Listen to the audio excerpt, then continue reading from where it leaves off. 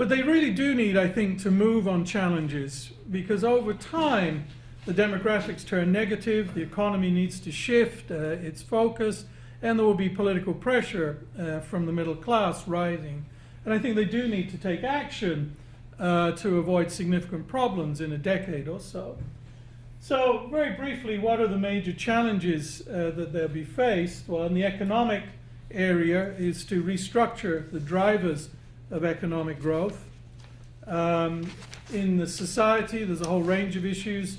The aging society, inequality, and politics, of course, amongst many other issues, the question of corruption. So still, what really remains as the long-term development goals is what was set out in the 12th five-year program, which will run for another 2 or 3 years.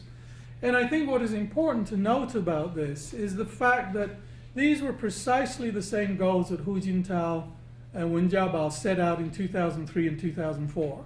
And they still have not been achieved. So I think it's worth keeping that in mind, because it shows just how difficult it really is to shift policy in China significantly. Now, that's not to say they haven't had certain policy momentum, but in terms of the fundamentals that they outlined, there's still problems. They still want to reduce the dependency on the two main drivers of growth, investment and export demand. The longer-term goal is to increase domestic consumption, domestic productivity growth, and the shift to consumption, of course, over time will further slow growth. Now, I'm not saying that those two drivers, investment in infrastructure and export growth, are not going to remain important, but as you know, it's hard to see how they can contribute more to economic development. The percentage of infrastructure investment to GDP is extremely high. In terms of exports, it looks more like a small island economy rather than the large continental economy. And here I think the problem is not the level of investment, but rather its ineffectiveness. If you look at the figure there for 2010, it's clear that there's still a lot of potential for investment in infrastructure. So it's going to carry on. It's going to carry on at a high level. What I'm saying is it can't really go much higher. Because if you look at capital stock per person, it's only about 20% of the US at purchasing power parity.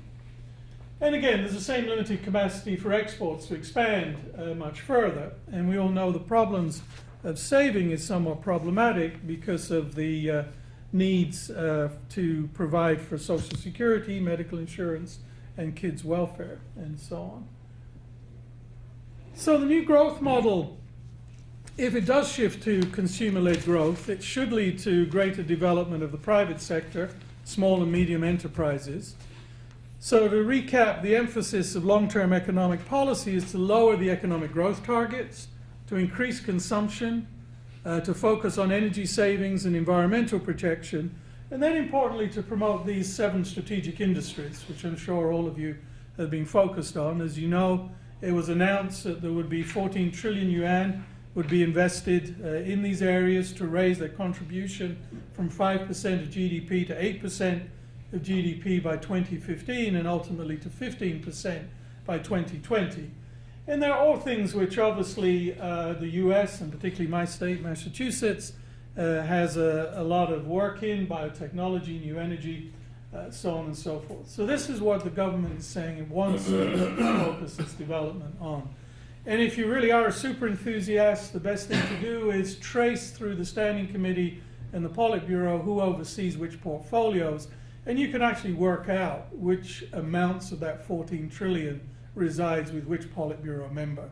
And then if you're smart, you obviously build contacts to them and to their surrogates to get your investments well thought of in those particular areas. It's a quite easy calculation to make.